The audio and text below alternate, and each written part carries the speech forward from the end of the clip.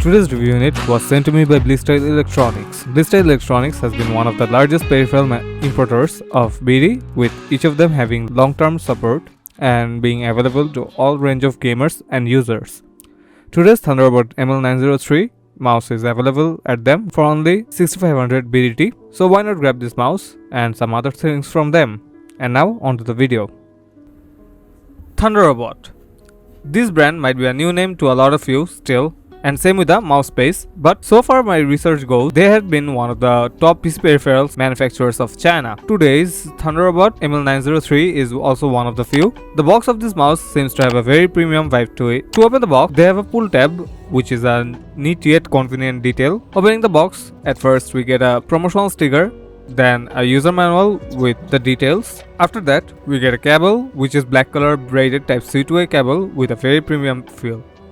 Then we get a USB dongle extender, and the most interesting part of the mouse is the dock that is stored at the bottom, which is of white color and has side RGB rings, which we are gonna discuss later. Lastly, here's our desired mouse. The narrow yet a bit Argo shaped white color mouse seems to impress me just as I brought it out of the wrapper. So let's see how it holds in the next part. Now let's talk about the top surface of the mouse.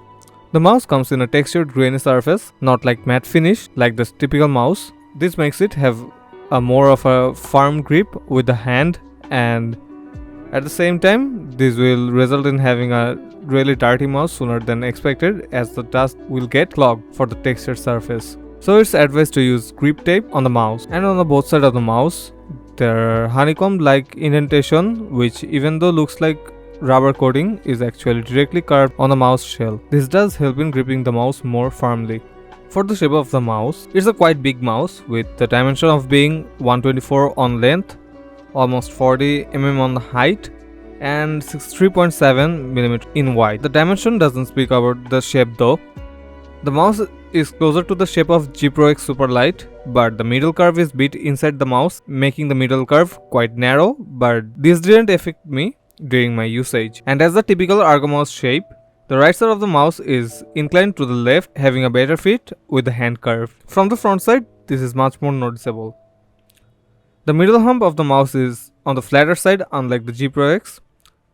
While this isn't a big issue, but it misses the chance of it fitting the palm perfectly. The closest mouse to the 𝐁𝐵𝐴 shape I have is the IronCut 0 Pro SL.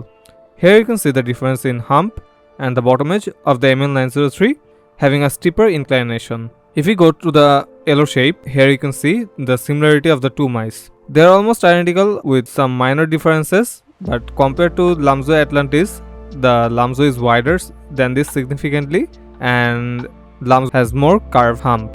For the weight of the mouse, it's approximately 67 grams plus minus 2 gram, but the weight of the mouse isn't evenly distributed sadly. While holding in the middle of the mouse, it seems that the mouse is front heavy, and while holding it sideways, it is seen that the mouse is heavier on the left side. But does this affect on the regular use? In my last 3 weeks of usage, I didn't notice any kind of discomfort with the weight. Now let's talk about the comfort of the mouse. The texture combining with the shape has been pretty comfortable to me to hold the mouse and use it over 2 to 3 hours without any kind of strain on my fingers. The identical 𝐁𝐵𝐴 back hump makes it really easy to rest my palm and continue working comfortably. Because of the shape of the mouse, it can be gripped with all kind of styles.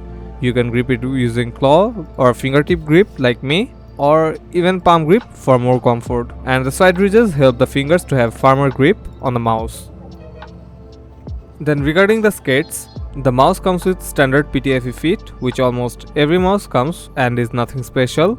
But this doesn't mean it sucks at gliding. Along the feet, let's have a look at the bottom part, what else comes.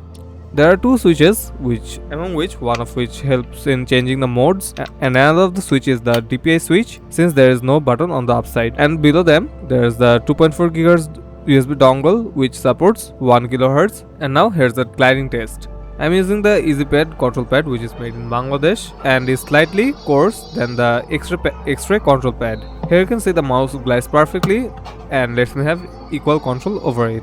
For the switches, the mouse comes with 𝐁𝐫𝐚𝐧𝐜 Black Mamba switch. Here you can see there isn't any pre-travel on the left click and slight pre-travel on the right click, but they feel quite good while using it. The side button also has proper tactility feedback and the back switch has slight pre-travel on it. The scroll wheel has TDC encoder and has decent tactility on each scroll. Overall, the switch is pretty great as they were supposed to. And for the most interesting part, the dock. The dock of the mouse is quite tall and has an inclination of around 45 degrees to dock the mouse. This is also a 4K receiver combo, and while connecting the mouse with it, you won't be needing 1K dongle anymore. The dock also has RGB on its logo and on the bottom part like a ring, which can be changed by pressing the button just below the logo, and has a lot of RGB modes. Lastly, about the software of it comes in a zip folder, and opening the app we find two settings for the mouse for 1K and 4K modes.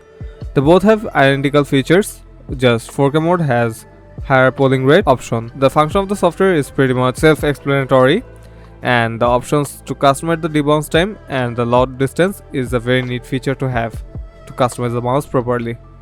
Overall, I really like the software so far. So final verdict, should you buy this or not, and if this is a flawless mouse? If you consider the flaw, the texture and the white color does contribute in catching the dirt quickly, but as I mentioned before, it can be solved by just applying a grip tape.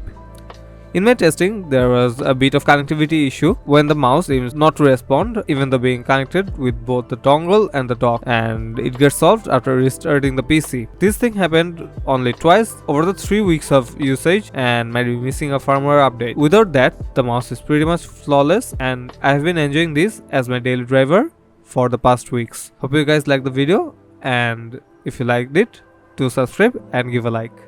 Thank you.